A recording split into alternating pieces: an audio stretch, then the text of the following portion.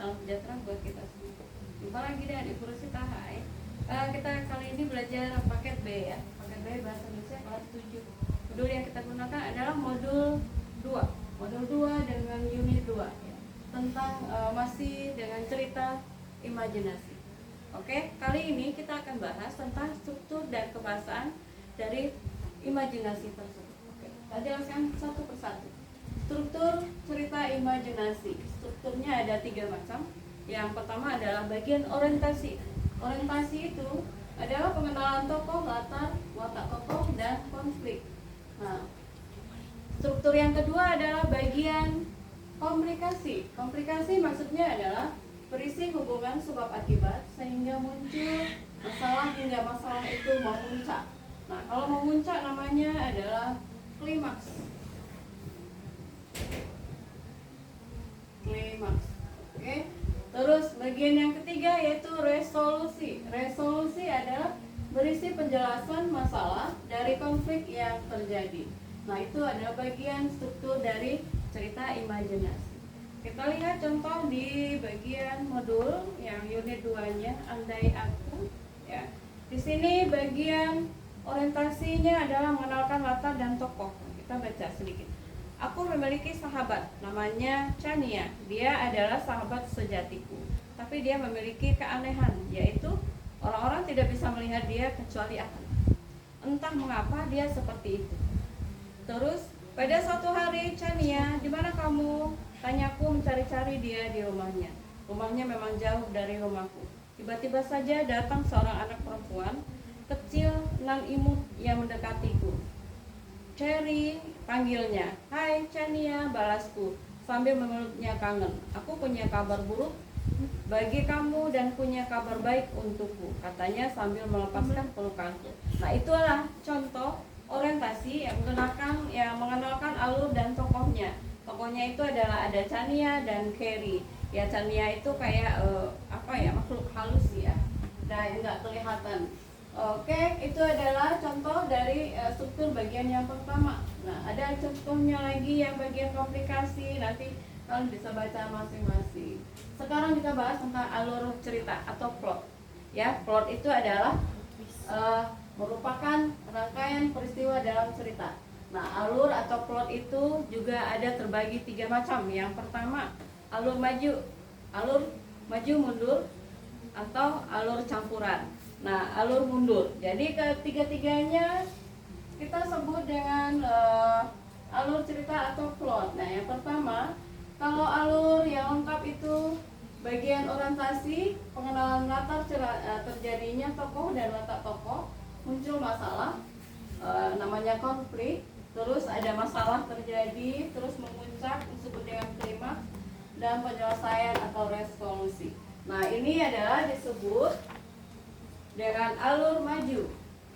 Alur maju. Jadi dia perkembangan alurnya itu dari awal sampai akhir ya, terus menerus tanpa lihat ke belakang. Nah, sedangkan alur mundur dimulai dari cerita resolusi, berarti dia mundur dulu, lihat dulu ke belakang, baru nanti ke awal.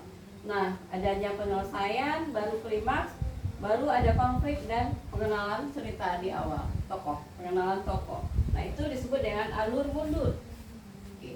Yang kedua itu alur mundur. Yang ketiga atau terakhir adalah alur maju campuran, ya, alur maju dan mundur.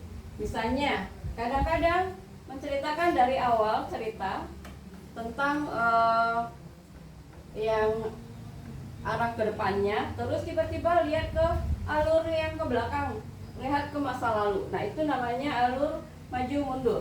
Terus ada alur mundur. Nah, kemarin aku bertemu dengan teman lama misalnya, terus nanti ceritain lagi. Nah, saat ini kami bertemu di kafe, namanya kafetaria apa gitu misalnya.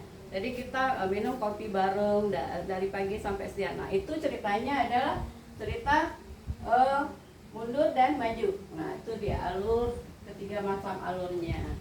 Oke, yang terakhir adalah tentang kebahasan dalam cerita imajinasi tersebut. Kebahasannya ada berapa macam ini?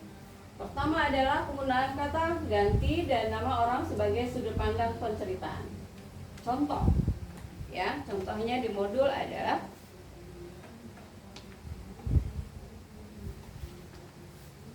ada di halaman 16. Oke. Cerita imajinasi memiliki ciri kebahasan. Berikut ciri kebahasan cerita imajinasi yang bisa dilihat pada cerita Andai Aku Punya Sayap ya. Nah, ini cerpennya atau ceritanya tentang Andai Aku Punya Sayap. Nah, contoh yang pertama, penggunaan kata gantinya di sini. Kata gantinya yang dipakai adalah menggunakan kata aku, dia, mereka, menyebut nama tokoh, Chania dan sebagainya. Ya. Terus yang pertamanya ini adalah kata ganti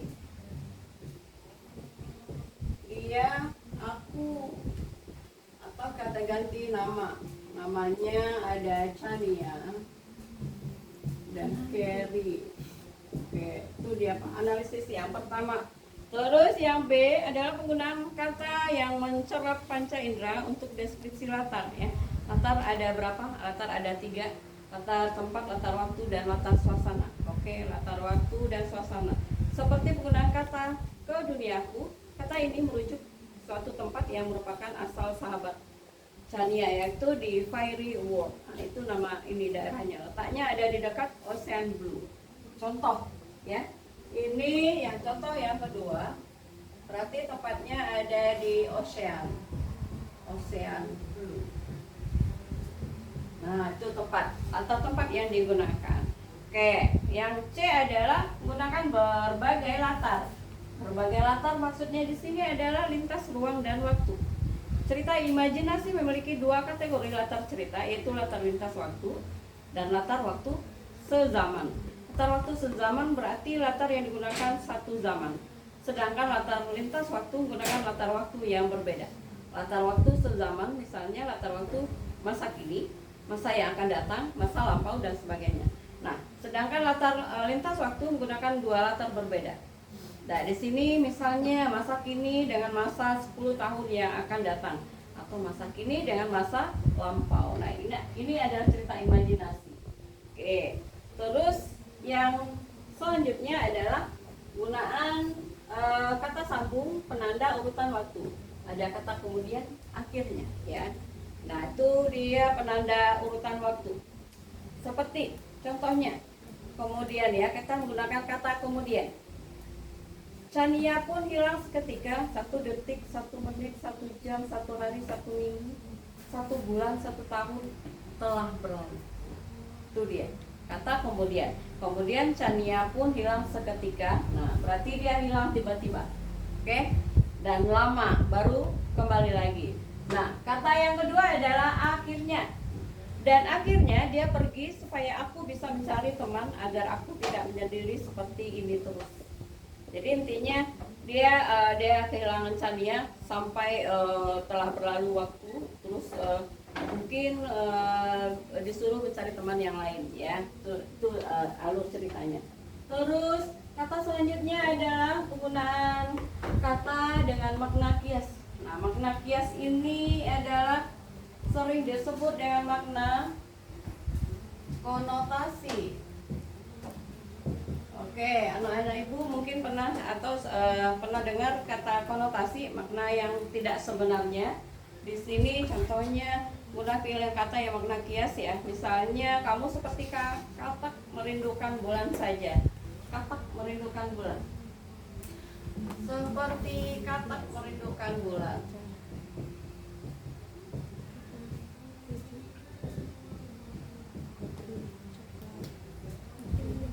Ini adalah makna kiasan. Oke, itu dia makna kiasannya. Dan lain sebagainya, banyak makna kiasan. Tapi dalam contoh teks imajinasi ini, ya, ini dia makna kias yang terdapat. Kamu seperti katak merindukan bulan. Itu dia makna kiasan yang digunakan. Terus selanjutnya adalah kata kebahasannya, guna kata atau ungkapan keterkejutan untuk menggerakkan cerita atau memulai masalah. Misalnya yang menggunakan kata tiba-tiba nih. Ini ada kata bantunya adalah kata tiba-tiba. Terus ada kata apa lagi? kata tanpa diduga, di tengah kebahagiaannya dan sebagainya. Tuh. Contoh kalimatnya nih. Tiba-tiba saja datang seorang anak perempuan kecil dan imut yang mendekatiku. Nah, itu adalah Chania ya, tiba-tiba. Jadi datangnya dengan terkejut. Tuh, dengan tiba-tiba datangnya. Oke. Yang terakhir adalah penggunaan kalimat langsung. Penggunaan kalimat langsung ini yang terlihat pada dialog. Contoh, apa aku bisa ikut denganmu? Tanyaku dengan berharap bisa ikut. Ya, baiklah, kalau itu maumu, aku tak mau mengecewakan sahabatku sendiri. Balas. Oke, itu adalah analisis dari kebahasaan dalam cerita imajinasi yang berjudul tentang andai aku punya sayap. Ya, itu ceritanya. Oke. Sedangkan di sini andai aku punya sayap, kita cerita panjang. Aku memiliki sahabat namanya Chania, dia adalah sahabat sejatiku. Itu cerita tadi awal. Kayak kita lanjut ceritanya. Apa? Tanya aku penasaran. Kabar baiknya, aku akan kembali ke duniaku dan aku akan bertemu keluargaku. Dan kabar buruknya adalah belum sempat Chania melanjutkan berbicaranya, aku memotongnya. Ke duniaku, maksudnya? Tanyaku tak mengerti. Jangan memotong perkataan orang. Akan kulanjutkan dulu. Kabar buruknya adalah aku akan meninggalkan dunia ini, tak terkecuali kamu, Carrie. Jawab Chania menegaskan. Apa? Tanyaku tak percaya. Tapi duniamu di mana? Nah, ini ada dunia berbeda ya. Dunia berbeda ceritanya. Oke, begitu pembelajaran kita singkat hari ini ya tentang struktur dan kebahasaan dalam cerita imajinasi. Oke. Strukturnya ada 3 tadi, ada orientasi, ada komplikasi, kemudian ada resolusi. Terus kita bicara tentang alur cerita. Alur cerita juga ada 3, alurnya alur maju, ada alur mundur, sama alur campuran. Nah, kalau latar juga ada 3, latarnya adalah latar waktu, latar tempat, dan latar suasana. Oke, dari kebahasaannya ada 1, 2, 3, 4, 5, 6, 7. Ada 7 macam segi kebahasaannya. Oke. Terus tugas kita kali ini adalah uji kompetensi dari halaman 22 sampai 27. Bentuk soalnya adalah pilihan ganda. Oke, terima kasih untuk perhatian pagi ini. Semoga anak-anak ibu paham ya, mengerjakan tugas dengan tepat waktu. Sampai jumpa lagi dengan materi selanjutnya. Selamat pagi, assalamualaikum warahmatullahi wabarakatuh.